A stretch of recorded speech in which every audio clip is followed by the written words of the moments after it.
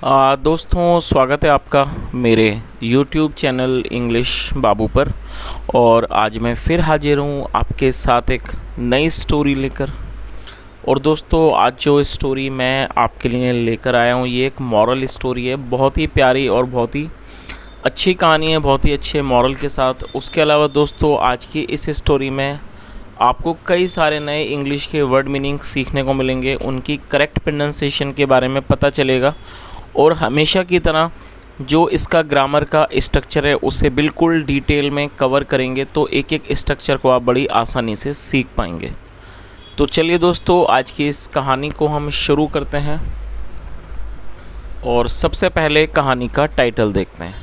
कहानी का टाइटल है बरीड ट्रेजर। क्या मतलब हुआ दोस्तों? BURIED, buried. ये एक बरी का मतलब होता है कि चीज़ को दबाना, छुपाना, दफनाना, और ये इसकी थर्ड फॉर्म है। उसके अलावा दोस्तों ये एक एडजेक्टिव भी है, तो यहाँ पर इस शब्द को एक एडजेक्टिव के रूप में प्रयोग किया गया। तो बरीड का मतलब होता है दबा हुआ, छुपा, या कह सकते हैं गड़ा हुआ। बरीड और ट्रेजर मतलब खजाना। बरीड ट्रेजर क्या अर्थ हुआ कि गड़ा हुआ खजाना, या कह सकते हैं इसको दबा हुआ खजाना। तो दोस्तों ये आज की इस कहानी का टाइटल है, शीर्षक है। और अब मैं इसे पढ़ना शुरू करता हूँ। आपसे रिक्वेस्ट है आप कहानी को बिल्कुल ध्यान से सुने, और यदि आपको आज की स्टोरी में कोई भी नया वर्ड या फिर नया स्ट्रक्चर देखने को मिले तो आप उसको नोट ज़रूर करें, और यदि कहानी पसंद आए तो लाइक ज़रूर करें। तो चलिए इसको शुरू करते हैं। Once upon a time there lived a farmer. क्या मतलब हुआ दोस्तों? ये जो वाक्य है ये पास्ट इंडेफिनिट का अफर्मेटिव वाक्य है, और जब हम पास्ट इंडेफिनिट में कोई भी अफर्मेटिव का वाक्य बनाते हैं तो वहाँ वर्ब की सेकंड फॉर्म का यूज़ किया जाता है। लिव का मतलब होता है किसी स्थान पर रहना, किसी स्थान पर निवास करना, और सेकंड फॉर्म होती है लिव्ड। तो क्या अर्थ हुआ? वंस अपॉन आ टाइम, एक समय की बात है। देयर लिव्ड अ फार्मर, एक किसान रहता था। He was very practical and was aware that key to happiness and prosperity in life was only hard work and sincerity. दोस्तों ये लंबा सेंटेंस है, इसको थोड़ा थोड़ा करके ट्रांसलेट करेंगे। He was very practical and was aware. और दोस्तों ये जो वाक्य है ये सिंपल पास्ट का वाक्य है। सिंपल पास्ट का मतलब होता है जब हम पास्ट में कोई ऐसा वाक्य बनाते हैं जहाँ पर वॉज या वर्ब का प्रयोग हेल्पिंग वर्ब के रूप में किया जाता है, साथ में नाउन या एडजेक्टिव को लेकर वाक्य बनाते हैं। इस तरह के वाक्यों में कभी भी वर्ब का प्रयोग नहीं किया जाता है, तो इस तरह के जो वाक्य हैं उन्हें नो एक्शन सेंटेंस भी कहा जाता है। तो और प्रैक्टिकल एडजेक्टिव है जिसका मतलब होता है व्यावहारिक। तो क्या अर्थ हुआ? ही वॉज वेरी प्रैक्टिकल, मतलब वह बहुत व्यावहारिक था। And was aware, aware adjective है जिसका मतलब होता है किसी चीज़ के बारे में जागरूक होना और या किसी चीज़ के बारे में अवगत होना, पता होना।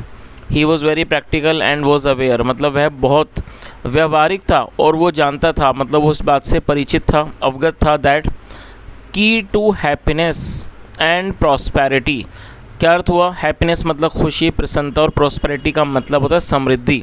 तो वो इस बात को जानता था कि जो खुशी और समृद्धि की जो कुंजी है, चाबी है जीवन में, वॉज ओनली हार्ड वर्क, वो सिर्फ मेहनत है, एंड सिंसियरिटी, और ईमानदारी। तो इस पूरी लाइन का क्या अर्थ हुआ कि वह बहुत व्यावहारिक था और वो इस बात को जानता था, वो इस बात से जागरूक था कि जीवन में खुशी और समृद्धि की जो चाबी है वो क्या है? हार्ड वर्क है, मतलब कि वो मेहनत है, और ईमानदारी है। दोस्तों सिंसियरिटी मतलब ईमानदारी, सत्यनिष्ठा, उसे सिंसियरिटी कहा जाता है। आप नोट कर लीजिए। आगे देखिए, without hard work a life had no meaning. Without hard work, without मतलब बिना, विदाउट हार्ड वर्क। और दोस्तों यहाँ पर मैं आपको एक छोटी सी बात पर ध्यान दिलाना चाहूँगा। देखिए एक शब्द ये लिखा है, देखिए hard work. Hard work, hard work noun है जिसका मतलब होता है मेहनत, परिश्रम, लेकिन ये नाउन है। और जब आप इसको वर्ब के रूप में प्रयोग करेंगे तो आपको वर्क हार्ड का यूज़ करना होगा। तो आप इसे याद रखें, हार्ड वर्क नाउन है और वर्क हार्ड वर्ब है। तो हार्ड वर्क मतलब मेहनत और वर्क हार्ड मतलब मेहनत करना। चलिए अब देखिए क्या मतलब हुआ इसका। Without hard work a life had no meaning, मतलब कि बिना परिश्रम के, बिना मेहनत के जीवन का कोई अर्थ नहीं है। सो इसलिए he had worked very hard. दोस्तों यहाँ हैड के साथ थर्ड फॉर्म का यूज़ किया गया। ये पास्ट परफेक्ट का वाक्य है। पास्ट परफेक्ट का मतलब होता है जब हम पास्ट में कोई ऐसा वाक्य बनाते हैं जहाँ किसी क्रिया का पूरा होना पाया जाए। जैसे वह आया था, वह गया था, मैं खाना खा चुका था, वह नहीं आया था। तो इस तरह के वाक्य आप देखेंगे जहाँ पास्ट में कोई क्रिया पूरी होती पाई जाए, इस तरह के वाक्यों में हैड के साथ वर्ब की थर्ड फॉर्म का इस्तेमाल किया जाता है। तो क्या अर्थ हुआ? He had worked very hard. अब जैसा मैंने आपको ऊपर बताया था वर्क हार्ड मतलब काम करना, तो यहाँ पर इसको वर्ब के रूप में ही प्रयोग किया गया और वर्क हार्ड की थर्ड फॉर्म होती है वर्कड हार्ड। तो क्या अर्थ हुआ? इसलिए he had worked very hard, उसने थ्रू आउट हिज लाइफ, उसने अपने पूरे जीवन बहुत मेहनत से काम किया था। एंड अमास्ड, दोस्तों अमास का मतलब इकट्ठा करना, और ये सेकंड फॉर्म है अमास्ड और ये पास्ट का अफर्मेटिव वाक्य है। And amassed quite a lot of wealth, और उसने बहुत सारे धन इकट्ठा किया था। तो इस पूरी लाइन का क्या अर्थ हुआ? इसलिए उसने अपने जीवन में बहुत ज़्यादा मेहनत की थी, बहुत ज़्यादा परिश्रम किया था। And amassed quite a lot of wealth, और उसने बहुत सारा धन इकट्ठा किया था। ही विश्ड, विश का मतलब किस चीज़ की इच्छा होना, second form wished. He wished that his sons also should follow his ways. दोस्तों देखें यहाँ शुड का प्रयोग किया गया। मैं आपको बताता हूँ शुड हम कब प्रयोग करते हैं। शुड का प्रयोग वाक्यों में सलाह को दर्शाने के लिए करते हैं। जब आप कोई ऐसा वाक्य बनाते हैं जहाँ आप वाक्य में सलाह को दर्शाना चाहते हैं तो आपको शुड का यूज़ करना होगा वर्तमान के वाक्यों में और साथ में फर्स्ट फॉर्म। और यदि आप इस तरह की सलाह को पास्ट में दर्शाना चाहते हैं तो शुड हैव के साथ वर्ब की थर्ड फॉर्म लगानी होगी। तो फिलहाल ये वर्तमान के बारे में बात हो रही है प्रेजेंट में, इसलिए यहाँ शुड का यूज़ किया गया, साथ में फर्स्ट फॉर्म लगाई गई है। तो इसका क्या अर्थ हुआ? He wished that his sons also should follow his ways, मतलब उसकी इच्छा थी कि उसके बेटे भी उसके रास्तों को फॉलो करें। फॉलो का मतलब मानना, की चीज़ का अनुसरण करना। मतलब क्या हुआ कि उसकी इच्छा थी कि उसके बेटे भी उसके रास्तों का अनुसरण करें, मतलब वह चाहता था कि उसके जो बेटे हैं वो भी जीवन में मेहनत करें। आगे देखिए, when he grew very old. दोस्तों ग्रो मतलब बढ़ना, और आयु जब बढ़ती है तो उसके लिए ग्रो लगाते हैं, second form grew. When he grew very old, जब वह बहुत बूढ़ा हो गया। एंड फेल्ट, और उसको लगा, that his and was near, कि जो उसका अंत है वो नज़दीक है। ही कॉल्ड हिज सन्स, उसने अपने बेटों को बुलाया। आगे देखिए,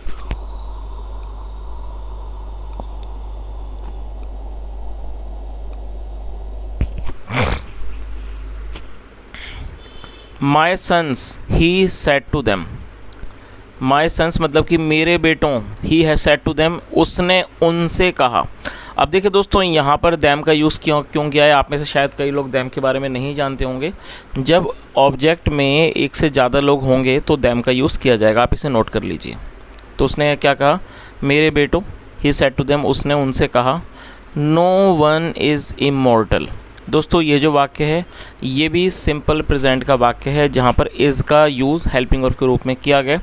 अच्छा, आप इस वर्ड को ज़रूर नोट कर लीजिए, IMMORTL। इमॉर्टल ये एडजेक्टिव है जिसका मतलब होता है अमर।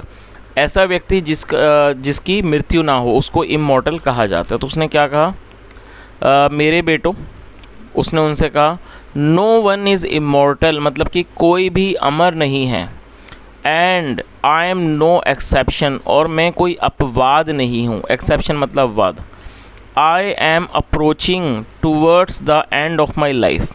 दोस्तों ये प्रेजेंट कॉन्टीन्यूस का वाक्य है जहाँ पर एम का यूज़ हेल्पिंग वर्ब के रूप में किया गया। अप्रोच का मतलब होता है बढ़ना, टूवर्ड्स का मतलब होता है की ओर। तो उसने क्या बताया अपने बेटों को? आई am approaching towards the end of my life, मतलब मैं अपने जीवन के अंत की ओर जा रहा हूँ।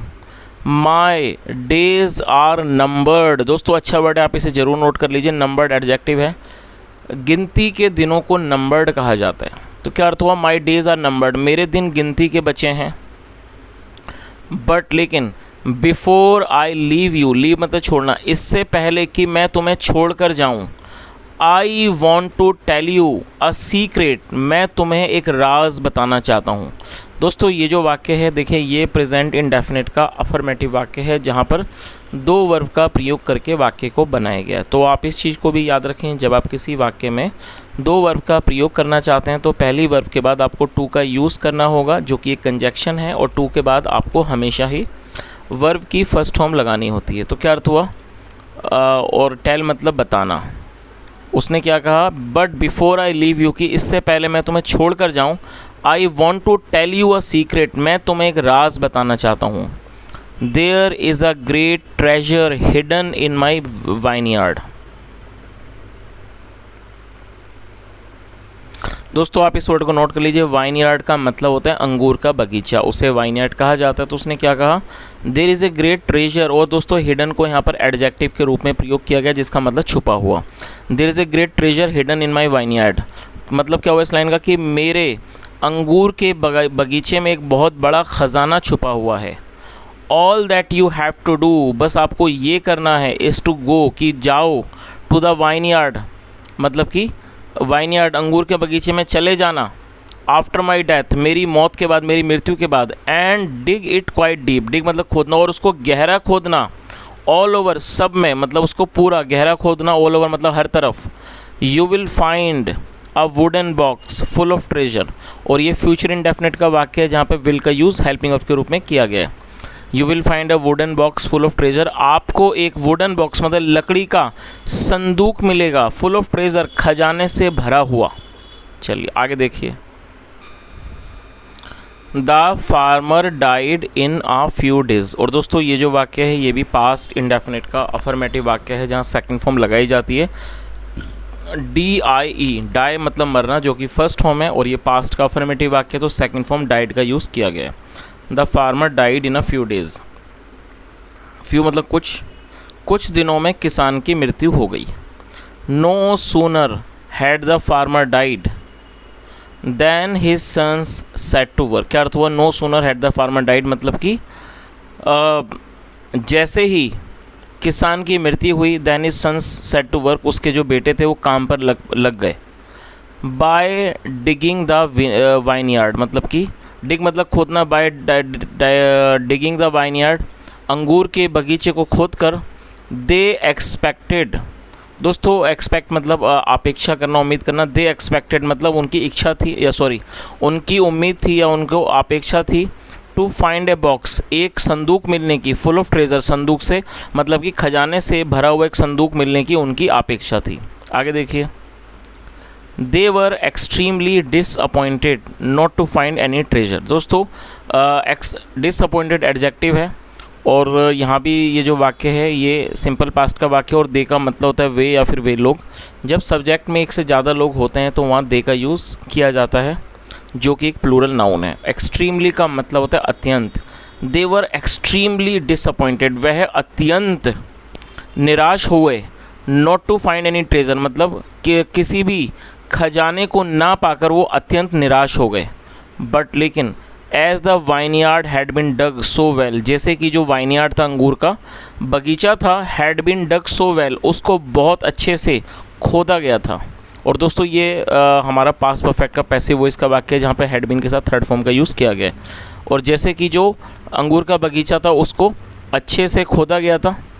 It येल्डेड a bumper crop of grapes, इसने एक अंगूर की बहुत ज़्यादा बम्पर फसल दी। दैट ईयर मतलब उस साल। The crop made the farmer sons rich indeed, मतलब कि क्रॉप मतलब फसल, मतलब उस साल जो फसल थी उसने किसान के बेटों को वास्तव में अमीर बना दिया। इंडीड मतलब वास्तव में। आगे देखिए। दे अर्नड बियॉन्ड एक्सपेक्टेशन, दोस्तों बियॉन्ड का मतलब परे और एक्सपेक्टेशंस मतलब उम्मीद, आशा। तो क्या अर्थ हुआ? दे अर्न मतलब कमाना। दे अर्नड बियॉन्ड एक्सपेक्टेशन मतलब उन्होंने उम्मीद से ज़्यादा कमाया। नाउ अब the sons of the farmer realise का मतलब होता है किसी बात का एहसास होना, पता चलना। अब जो बेटे थे फार्मर के, किसान के, उनको एहसास हुआ what their father meant by the hidden box, की उनके पिता का क्या मतलब था उस छुपे हुए मतलब कि खजाने के संदूक से उनका क्या मतलब था। इन द वाइनयार्ड, जो कि अंगूर के बगीचे में था। इन दिस वे, इस तरीके से the farmers wish was fulfilled. इस तरीके से जो किसान की जो इच्छा थी वॉज फुलफिल्ड, वो पूरी हो गई। And his sons had learned, दोस्तों लर्न मतलब सीखना, और ये थर्ड फॉर्म है तो ये पास्ट परफेक्ट का वाक्य है। एंड हिज सन्स, और उसके बेटे, हैड लर्नड सीख चुके थे, the value of hard work, और इस तरीके से जो उसके बेटे थे वो मेहनत की जो वैल्यू है, जो मेहनत का जो महत्व है वो सीख चुके थे। चलिए दोस्तों, अब इस कहानी का जो मॉरल है वो भी एक बार देख लीजिए, क्या मॉरल है। It is always hard work which page dividends. क्या अर्थ हुआ? डिविडेंड का मतलब लाभांश, मतलब वो हमेशा मेहनत है या कह सकते हैं परिश्रम होता है जो हमेशा लाभांश देता है। चलिए दोस्तों, तो ये आज की एक कहानी थी बहुत ही अच्छे मॉरल के साथ, और मैं समझता हूँ मॉरल जो है बहुत अच्छा है, क्योंकि जो मेहनत है, परिश्रम है, वही वास्तव में जीवन के अंदर सफलता या कह सकते हैं कि जो खुशी है उसकी कुंजी है। चलिए दोस्तों, उसके अलावा आज मैं आपसे कुछ बात करना चाहूँगा, क्योंकि कई बार मैं आप लोगों के कमेंट्स देखता हूँ और आप लोग पूछते हैं कि सर इंग्लिश हम कैसे सीख सकते हैं, बोलना कैसे सीख सकते हैं। तो दोस्तों, मैं अपने अनुभव के अनुसार मैं आपसे कुछ बातें शेयर करना चाहूँगा कि मैंने किस तरह से इंग्लिश सीखी, या फिर हम किस तरह से किन चीज़ों को फॉलो करके अपनी इंग्लिश को अच्छा कर सकते हैं। तो दोस्तों, मेरी आपसे रिक्वेस्ट है कि जो भी मैं बता रहा हूँ आप उसे बिल्कुल गंभीरता से और बिल्कुल ध्यान से आप सुने, ताकि आप उसको अच्छे से समझ सकें। देखिए, जब हम इंग्लिश स्पीकिंग के बारे में बात करते हैं तो आप में से अधिकतर लोग जो मेरे वीडियोस देखते हैं, आप लोगों को ट्रांसलेशन यहाँ पे सीखने को मिलती है और आप उसमें ग्रामर भी सीखते हैं। और अगर हम स्पीकिंग के बारे में बात करें तो दोस्तों देखिए, स्पीकिंग और राइटिंग में बहुत ज़्यादा फ़र्क है। जब हम कोई भी सेंटेंस को ट्रांसलेट करते हैं, तो जब हम किसी वाक्य को सुनते हैं, उसको ट्रांसलेट करते हैं बेसिकली किसी नोटबुक वगैरह पर, तो वो थोड़ा सा इजी होता है। लेकिन यदि आप किसी वाक्य को ट्रांसलेट करें बिना लिखे तो वो थोड़ा सा डिफ़िकल्ट होता है। तो दोस्तों, यहीं पर आपको इस बात को सोचना होगा कि आपको इस तरह के स्किल्स अपने अंदर डेवलप करने होंगे कि आप किसी भी वाक्य को या जो भी आप वाक्य कहना चाहते हैं उसको आप बिना लिखे ट्रांसलेट कर पाएँ। तो जब आप छोटे छोटे वाक्यों को ट्रांसलेट करना सीखेंगे तो यही जो एक स्किल्स है या यही जो प्रोसेस है वो आपकी इंग्लिश को और ज़्यादा इम्प्रूव करेगा। क्योंकि देखिए दोस्तों, जब हम इंग्लिश बोलते हैं, किसी से बात करते हैं, या फिर इंग्लिश में कोई टॉपिक लिखते हैं, या हम कोई स्टोरी वगैरह बताते हैं, तो बेसिकली हम क्या करते हैं कि जो हमारे मन में हिंदी होती है उसको हम ट्रांसलेट करते हैं। So when it comes to English speaking, it is all about translation. And guys, there is a very big difference between writing and speaking. So if you want to improve your speaking skills, then you have to understand that by writing some some word meaning, or by doing some translation on the notebook, it is not going to help you a lot. Because if you want to become fluent in English, if you want to improve your communication skills, then speaking is the only way, is the only method which can help you. Now you would ask me that sir, how can we improve our skills? So guys, I am sure you must have heard a phrase that practice makes a man perfect. So what you have to do, you have to try to speak in English. There are multiple ways by you can improve your English, or by you can improve your communication skills. And when it comes to speaking, there are few tips which I would like to share with you guys, so that you can also implement these tips and you can also follow these tips so that you can also improve. The first thing is that try to speak in English with yourself. It means talk to yourself. It means that just talk in your mind. For example, suppose it is a very normal phenomena as a human being, we keep thinking about anything, right? So what you have to do now, whatever you speak in your mind, whatever you think, start doing that in English only, right? For example, suppose you wanna say something, you want to speak something, you are thinking something in your mind. Now what you should do, you should just try to think that in English only, right? So what will happen? First of all guys, what will happen, it will improve your communication skills. How? Normally when you speak in English in front of people, or maybe when you are not very good in English, but still when you try to speak in English, so the first thing is your fear, your hesitation. You will feel that maybe if you speak English, or maybe if you are not able to perform properly, or if you are not able to speak in English in front of others, so what will happen, they might make fun of you, they may laugh at you. So that is the reason that you are afraid of speaking in front of people. The reason is that you are not confident about yourself. You think that if you speak, you will not be able to speak properly. So what will happen? The person who is in front of you, and maybe the people who are there in front of you, they might laugh at you, they make fun of you, right? So this is the fear, this is the hesitation. But on the other hand, when you do not talk to anyone, when you talk to yourself, it means there is no fear of public speaking. Because when you are talking in your mind, you are just thinking, you are not talking, you are not verbally you are not speaking. It means that there is no chance of fear, right? No one can hear what you are saying. It means there is no chance of losing confidence. So right, start doing this practice from today only. Whatever you think, try to speak in your mind only, and slowly you will realize that you are able to translate sentences. Then there are other things also.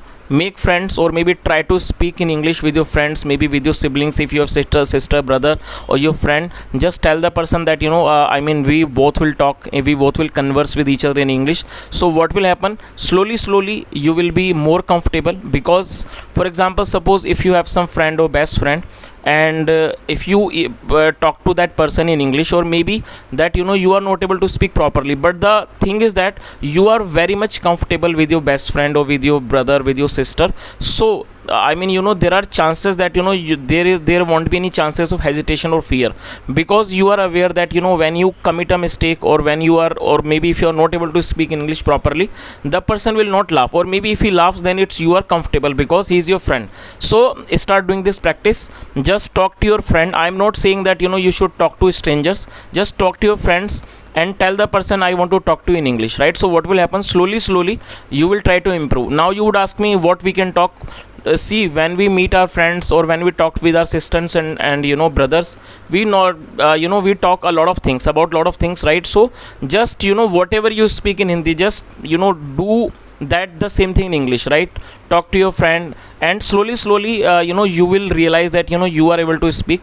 And when you are able to confident, when you feel confident, then I'm sure you will be able to speak with others also, or maybe you will be able to speak in public also. So normally what happens that when we start speaking, normally what happen, we are afraid of public speaking. The reason is that we are aware that we can't speak properly. So this fear stops us from speaking in English. So practice is everything. When you practice, and when you realize that you are able to speak, then you will get confidence. And when you get confidence, when you feel comfortable and you become confident, you will be able to speak in front of others also. And slowly you should start making some stories. There is other practice also. Just stand in front of a mirror and talk to yourself. Take any theme or take any topic and speak on that topic for 2 minutes, 3 minutes, 5 minutes, whatever you can, right? But initially you should not think that are you able to speak correct English or not. You should not think like that. Whether you are not able to speak properly or able to speak properly, that does not matter. Initially you have to work on your confidence, and you just need to think that I'll speak in English. Whether I speak correct or incorrect, that does not matter, because initially you are going to gain confidence, right? You are going to remove your hesitation, and slowly you will definitely improve. So guys, this is from my experience which I have shared with you. If you really enjoyed, or if you really that take this seriously, I'm sure that you can easily improve your English. Thank you so much for listening. Have a nice day, and bye.